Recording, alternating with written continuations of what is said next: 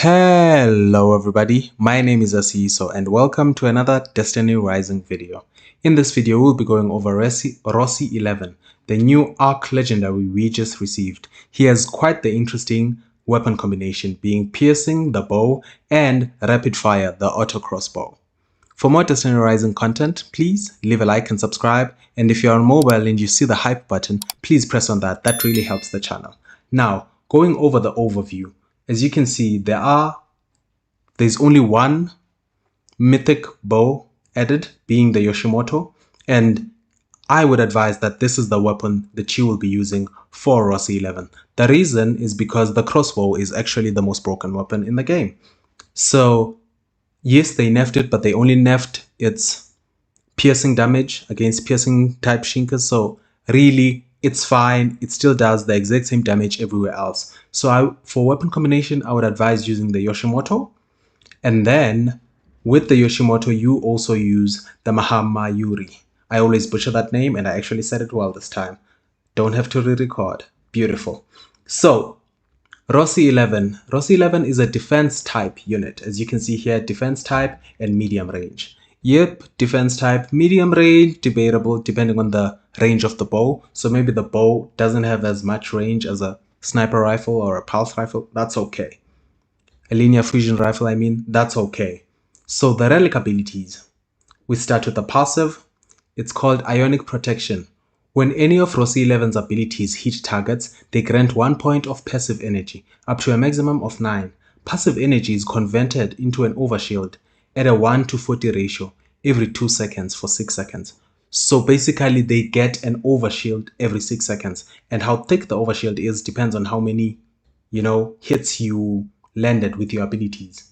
So that's an interesting one, a really defensive type character, and they get overshield based on their abilities. Now, I'm already thinking artifact wise, I would want an overshield based build for him, but I'll show you what they recommend and which of the 3 recommended I would go for. So, first signature is Arc Cage. Now, Arc Cage, Rossi 11 throws an arc orb forward. Once it hits a combatant or terrain, it will pull in and inflict confined on nearby combatants, then generate an arc cage that blocks incoming projectiles. So the nice thing is you put it in the enemies. I don't know if it blocks them from going out, but if anything, it blocks projectiles and you can go in once the units are killed, as you can see there. So it's a really nice miniature bubble. Think Jolder, but fewer duration and without the boost of unlimited ammo if you're using her exotic weapon. So it's a really nice ability, nice crowd control. I believe this is one of the few crowd control abilities we have. The only other one I can think of is for Umeko. But yes, this is a nice crowd control ability that he has here. But then we can go to the other skill. The other signature skill, signature 2, is called Thread Flow. Now, Thread Flow launches an arc thread, dealing damage to combatant it hits and granting Rossi an overshield. Now, this is the second ability that gives Rossi 11 an overshield. The first one being his passive. So once he gets that overshield, this is a nice thing where you see that, okay, my shield's been broken, just cast the skill and get the overshield. Really nice. If it has good damage, then that's just a bonus. So a very simple skill, just as described. And then now we go to the super. The super is called Photoelectric Gate. The super is called Photoelectric Gate. Now it reads as follows. We can just go in. Photoelectric Gate. Rossi 11 builds a photoelectric gate before them that blocks incoming damage. Using the super again, we'll launch the gate forward, dealing damage to combatants. As you can see, it's like a big wall that blocks all damage. And it seems to deal damage to units that pass. I'm not sure, because if you see one of the units, when they pass there, they die. But then yes, it does deal damage to units if they pass through it. So if any unit is charging to you, any enemy is charging towards you, you can put up your shield. If they pass through it, they'll take some damage, and you can push it towards them to deal damage. Now that is an interesting super. I wonder how long it lasts. As you can see, all his abilities seem to be defense focused. They are all defense focused, and whenever his skills hit targets, he gets stacks that also builds his overshield. So he is looking very defensive right now. Thread flow, the first relic trait. Thread flow can now over penetrate combatants, okay, which is the second skill. That's fine, the second signature. When photoelectric gate takes damage, it will generate 1 additional passive energy for Rossi 11. So when the gate takes damage, it builds the stacks, which give you an overshield. So sort of similar to Jolda in that sense that the more hits they take, they build up the stacks, but then for him, it grants him an overshield. Interesting. When Rossi 11's health is below 50%, gaining an overshield will also heal them for 50% of the overshield's health. So he has self-healing as well. Okay, I did not expect that. He has insane survivability. He has self-healing as well. So when he gains an overshield, he heals for that overshield's damage. That is something. He's gonna be really difficult to kill, gonna be really difficult to deal with. And then the weapon mastery is Ionic Cascade. Whenever Ionic Cascade performs an energy conversion, it will also grant Rossi 11's bow and auto crossbow 1 stack of weave, up to 3 stacks. And you're probably wondering, SE, so what does weave do? We'll get there. When shots hit targets, they consume 1 stack of weave to generate a lightning strike and dealing 260 arc damage to combatants. Increases Ionic Cascade's damage by an additional 30%, that's level 2, and then increases Ionic Cascade damage by an additional 60% at level 3, and then when 255 automatic crossbow shots hit, they instantly trigger Ionic Protection, consuming passive energy to grant an overshield, and instantly converting it to Ionic Cascade Lightning Strike, okay? Increases Ionic Cascade's damage by an additional 100%. So Ionic Cascade is an interesting one. It really is an interesting one. So far, the unit really seems like a strong unit, if you ask me. He seems very defensive. He's really good. Insane survivability. I don't think you're killing him. In fact, I don't know what you'd have to do to kill him, because he has insane heal.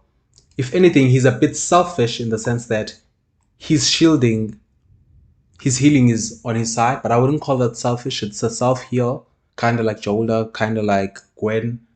But his shielding is team-wide. He'll crowd control the team for AoE abilities.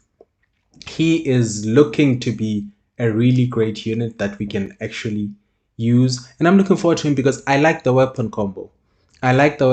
Because being the auto crossbow and the bow. If it were up to me, this would be Hellhest's combo. But then we already have an auto crossbow 5-star, so I understand why they are not giving this weapon combination to Hellhest.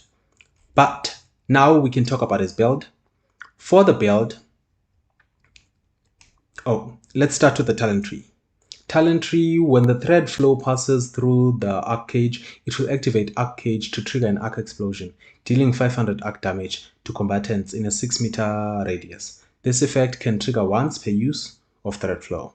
That is all fine and good. Casting thread flow grants allies within 10-meter radius an overshield equal to 50% of Rose's overshield. So he also grants overshield to teammates. Okay, now this is something. Now, I don't have his dupe 2 right now, but I might actually pull for this dupe 2 because it's a team-wide buff. If you remember when I spoke about his healing, I said it kind of feels selfish that he doesn't give anyone the healing, it's only him. But now this one grants overshield to the entire team. That will be very useful in, well, harder content. The health of the overshield provided by Ionic Protection is increased to 100%. So basically he gets full health at dupe 3. Dupe 3, he's low on health. He will get, when Ionic Protection is activated, boom, full health. Photoelectric Gate gains 50% increased movement speed and damage. That's an iffy one. The arc cage health is increased to 100%. Okay, so the shield has an health. Unlike Jolda, so the shield has an health, meaning it can be broken, it can be destroyed. That's interesting. It is just a skill, so we wouldn't expect it to be at the level that Jolda's shield is, but okay. When the arc cage of photoelectric gate is present, the number of arc threads launched by thread flow will be increased by 6. So a very interesting unit so far, a really interesting unit. and then you can check his cosmetics and everything. But I wanted to go to the artifact build. So for the artifact build, the recommended ones are Armored Guard, and then there's the Overshield Specialist, and then there's the Shield Guard. If you're asking me personally, I would go for the Overshield Specialist. The reason I would go for the Overshield Specialist is because Overshield seem to be the bread and butter of his kit.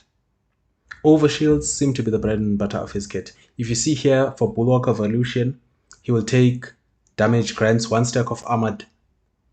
Taking damage grants 1 stack of armored, and he takes 0.81 damage, stacks up to 20, lose 1 stack once every 1 second once armored stacks take effect. And then you have Ring of Safeguarding. You can also go for Ring of Conversion here. And then you have the Ring of Courage. You take less damage when protected by an overshield, and then you also here taking hits protected by an overshield grants 1.12% damage bonus. I believe he will always be under the protection of an overshield. Looking at his kit and the amount of overshields he gets, he will always be protected by an overshield. When his shield breaks, you pop the skill 2, you get another overshield, you get some healing. He will always be protected by an overshield, and the overshield specialist seems like a winner for me. Yes, you might change maybe your initial one, maybe you want a different type of artifact, but I usually just go with what the game recommends me. I'm not gonna min-max everything because I believe that the difference isn't that high. Yes, it's there, it's useful, but there isn't content that is that difficult that I feel like, okay, I need that extra bit of juice from that specific passive, you know? And this is a defensive based character. Given that it's a defensive based character, you won't be dealing as much damage. Maybe they do, maybe then the multipliers are cracked, I don't know. But for a defensive based character, this is what I would go with. Overshield Specialist. So that's Rossi 11. I probably will be making another video similar to this for Hellhest, but for her I want to go through testing because I want to be sure which exotic should you actually be using. Should you be going for the linear pulse rifle, or maybe you should be going for the the bow, the new bow, which the name has escaped me right now, but we can check real quick. Let's see. What's the name of the new bow that I haven't acquired? The Trinity Ghoul, yes. Or you can go for the Trinity Ghoul or go for the Royal Contravene. That's the question. And her abilities. I want to go through her abilities, read the abilities and play them because I believe that this is the unit that most people are going to be building. I know people will build Rossi 11, but for the most part, with the limited resources we have and the arc character, people are going to be going for Hellhest. So for her, I want to sit down with her, take some time, build her, get to play her before I actually make a guide. For more content like this, leave a like and subscribe, and I'll see you in the next one.